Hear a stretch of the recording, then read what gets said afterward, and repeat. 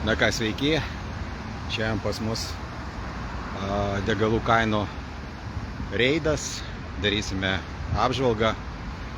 Tai esame dabar Nėstiai, Vilnius, penktadienis, spalio 13 diena.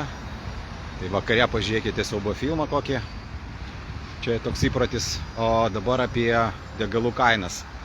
Tai Nėstiai, Geležinio Vilko ir Ukmergės gatvės sankryžoj 95 kainuoja 1,56 €, dizelis 1,57 €, dizelis su priedais 1,66 €.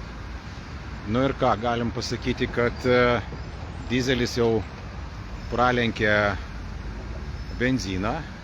tą jau matėm prieš tai buvusiuose mėnesiuose didmeninėse kainose. Dar ne visur, ne visose degalinėse jisai yra aplenkęs benziną, dar pardavinėjama turbūt gal likučius, gal dar kažkaip. Visi tikėjosi iš tikrųjų gan smarkaus šuolio ryšium su Izraelio ir Palestinos konfliktu. Ir vis dar ta grėsmė jinai niekur nedingo.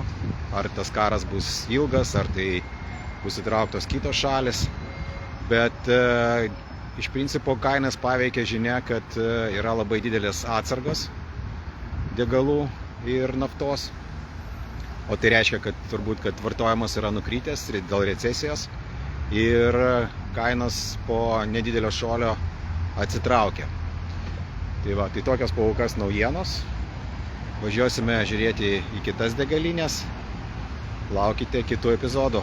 Ate.